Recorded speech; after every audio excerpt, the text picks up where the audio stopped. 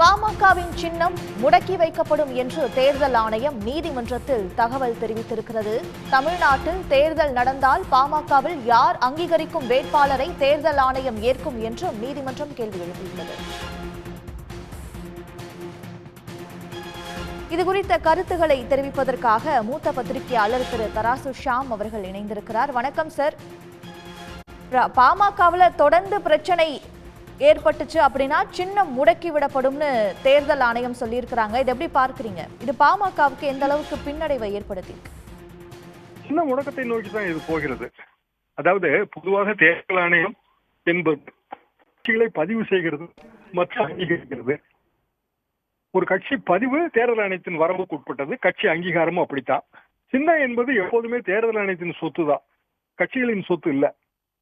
கட்சிகளுக்கு சில நிபந்தனைகள் அடிப்படையில் பயன்பாட்டு உரிமையை வழங்குகிறது, ரைட் டு யூஸ். அப்படி என்றால் பதிவு செய்த கட்சிகளுக்கு சில நிபந்தனைகள் அடிப்படையிலும் அங்கீகாரம் பெற்ற கட்சிகளுக்கு நிரந்தரமாகவும் வழங்குகிறது. எனவேதான் நிரந்தர சின்னம் என்கிற பெயர் வருகிறது. உதாரணமாக திமுகவுக்கு உதயசூரியன், அதிமுகவுக்கு இப்படி. இப்போது பாமக இருக்கிற நிலைமை என்னவென்றால் அவர்கள் அங்கீகாரத்தை இழந்து விட்டார்கள்.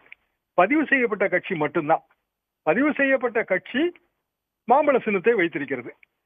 இப்போது சர்ச்சை என்ன? சர்ச்சை 2022 பொதுக்குழு கூட்டப்பட்டது. அதுல அன்புமணி தலைவராக தேர்ந்தெடுக்கப்பட்டார்.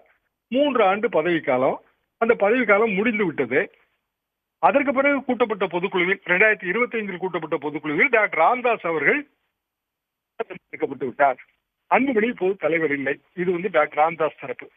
அன்புமணி தரப்பு என்ன சொல்கிறது என்றால் 2023 ஒரு பொதுக்குழு கூட்டப்பட்டது.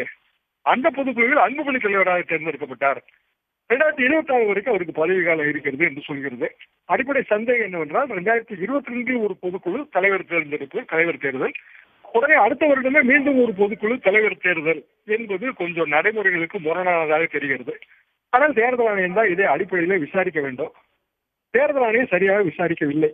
என்ன காரணம் என்றால் இப்படியான ஒரு பிளவு ஏற்பட்டால் தேர்தல் ஆணையம் வழக்கமாக கடைபிடிக்கிற நடைமுறை என்னவென்றால் அவர்கள் 2 தரப்புக்கும் நோட்டீஸ் அனுப்பி ஒரு டிஸ்பியூட் தாவா எண் ஏற்படுத்தி அதன் கீழே 2 தரப்பையும் விசாரித்து 2 தரப்பு வழக்கறிஞர்கள் வாதாட சந்தர்ப்பம் கொடுத்து அதற்கு பிறகு ஒரு ஆணை பிறப்பிப்பார்கள். அந்த ஆணையை எதிர்த்து நீதிமன்றம் வரலாம். இதுதான் வழக்கமாக கடைபிடிக்கப்படும் நடைமுறை. இதுல 3 வகையான பரிசோதனைகள் செய்வார்கள். ஒன்று majority test of legislature, MLA எம்பிக்கள் எண்ணிக்கை எந்த பக்கம் யார் யார். அடுத்தது ஆர்கனைசேஷன் ஸ்ட்ரென்த், அதாவது செயற்குழு பொதுக்குழு உறுப்பினர்கள் எண்ணிக்கை யார் யார் எந்த பக்கம். 3வது பைலா டெஸ்ட். இந்த பைலா டெஸ்ட் தேர்தல் ஆணையம் எடுப்பதே இல்லை. அதாவது கட்சியின் அமைப்பு விதிகள் மற்றும் துணை விதிகள் என்ன சொல்கிறது. இது எப்போதுமே சிவில் நீதிமன்றத்துக்கு உட்பட்டது. எனவே இந்த முதல் 2 டெஸ்ட் தான் தேர்தல் ஆணையம் எடுக்கிறது.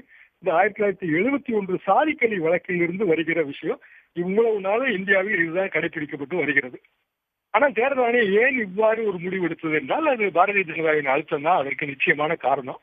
இப்போது டெல்லி உயர்நீதிமன்றம் என்ன ஆணை பிறப்பிக்கும் என்றால் தேர்தல் ஆணையம் மீண்டும் 2 தரப்பையும் கூப்பிட்டு விசாரித்து வழக்கமான நடைமுறைகளின்படி இந்த தாவாவை முடிவு செய்ய வேண்டும் என்கிற ஆணை பிறப்பிப்பதற்கு வாய்ப்பு இருக்கிறது. தேர்தல் ஆணையம் என்ன சொல்கிறது என்றால் நாங்கள் சின்னத்தை முடக்கி விடுவோம். ஏற்கனவே பலமுறை முடக்கப்பட்ட விஷயம் தான். இப்போ ஆர்கே நகர் 1.0 எலெக்ஷன், ஓபிஎஸ் தரப்பு, எடப்பாடி பழனிசாமி தரப்பு, கடைசியில 2 தரப்புக்கும் 2 கட்சி பெயரும் 2 சின்னமும் கிடைத்தது. அப்படி வந்தால் ராமதாஸ் தரப்பு லாபம். ஏனென்றால் ராமதாஸ் தரப்புக்கு ஏதோ ஒரு சின்னமோ ஒரு கட்சி பெயரும் கிடைத்து விடும். இப்போது அவர்களுக்கு கட்சி பெயரும் கிடையாது, சின்னமும் கிடையாது. அன்புமணியிடம் தான் பாமக என்கிற கட்சி பெயர் இருக்கிறது. எனவே ராமதாஸ் தரப்பு நான் இப்போது குறிப்பிட்ட இந்த தீர்வை நோக்கித்தான் வலியுறுத்தி போகும்.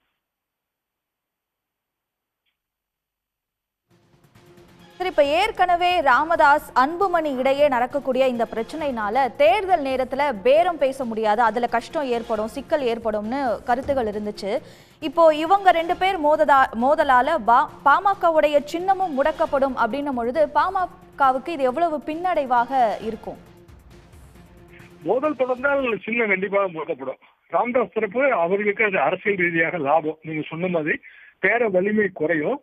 அதுல அன்புமணி தரப்புக்கான பேர வலிமை குறையும் போது சீட்டு எண்ணிக்கை குறையும். இதுதான் இதுல இருக்கிற உண்மையான பிரச்சனை. ராமதாஸ் தரப்பு முன்கூட்டியே வந்துவிட்டு தேர்தல் என்பது நமக்கு நோட்டிபிகேஷன் வந்த பிறகுதான். பிப்ரவரி மாதம் போன தடவை 27 26 வந்தது. இப்போது ஒரு 20ஆம் தேதிக்கு மேல நோட்டிபிகேஷன் வரலாம். சோ இன்னமும் அவர்களுக்கு 3 மாதம் பாக்கி இருக்கிறது. அதற்குள் தேர்தல் ஆணையத்தின் ஏதாவது ஒரு முடிவை அவர்கள் எழுத்துப்பூர்வமாக வாங்க முயற்சிக்கிறார்கள். அதாவது டிஸ்பியூட் போட்டு அப்படி போட்டு வந்தால் அவர்கள் ஒரு விஷயத்தை வலியுறுத்துவார்கள். தேர்தல் ஆணையத்திலேயே ஒரு கட்சி பெயரும் ஒரு சின்னமும் வாங்க வேண்டும் என்கிற முயற்சியில் ஈடுபடுவார்கள். அல்லது மீண்டும் ஒரு முறை உயர்நீதிமன்றத்துக்கோ உச்ச நீதிமன்றத்துக்கோ அவர்கள் போக வேண்டும்.